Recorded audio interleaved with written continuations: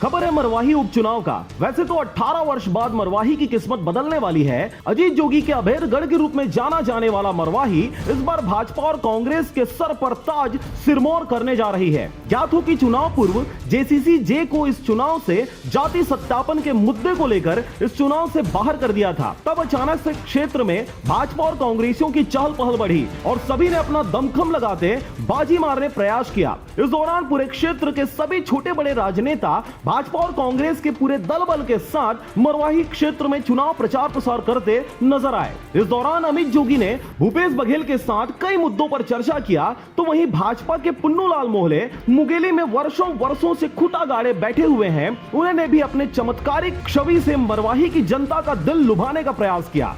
बहरहाल 3 नवंबर को चुनाव संपन्न हो गया है। इस दौरान कांग्रेस से के ध्रुव और भाजपा से डॉक्टर गंभीर सिंह मैदान पर हैं। सही मायनों में देखें तो इस बार मरवाही विधानसभा में भाजपा और कांग्रेस के बीच सीधी टक्कर है। वोटिंग के दौरान मरवाही की आम जनता को पहली बार ईवीएम मशीन में जनता जोगी कांग्रेस का सिंबल नहीं मिलने से अचरज में थे और निर्णय लेने में भी काफी दिक्कतें सामने आ रही थी। कई जगहों से मशीनें खराब होने की बातें सुनने को मिली। वहीं चुनाव संपन्न होने में भी काफी देरी देखी गई। पूरे चुनाव प्रक्रिया के दौरान जनता जोगी कांग्रेस के नामो निशान नहीं होने से कार्यकर्ताओं और आम जनता में छुटपुट आक्रोश देखा गया, जिसके कारण से छोटे मोटे वाद विवाद भी हुए, परंतु मरवाही उपचुनाव शांतिपूर्ण तरीके से संपन्न हो गया। विधानसभा क्षेत्र मरवाही में यदि हम लोग देखें तो मतदान दिवस पर कुल 2 ईवीएम मॉक पोल के दौरान खराब हुए और कुल 1 ईवीएम जो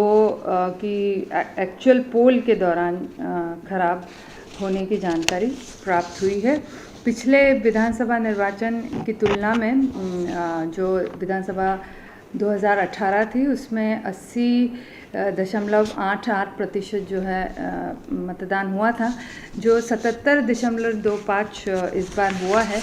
ये एक प्रोविजनल आंकड़ा है और अंतिम आंकड़े आने के बाद ही फाइनली इसके बारे में हम रिलीज जारी करेंगे। कोरोना महामारी के कारण सोशल डिस्टेंसिंग व मास्क के साथ सैनिटाइजर का भी उपयोग देखने को मिला। इस दौरान सभी पोलिंग बूथ के सामने गोल घेरे बनाए गए थे। मशीनें खराब होने के कारण सवेरे से ही लोगों की कतारें लंबी लंबी दिखाई देने शुरू हो गए थे।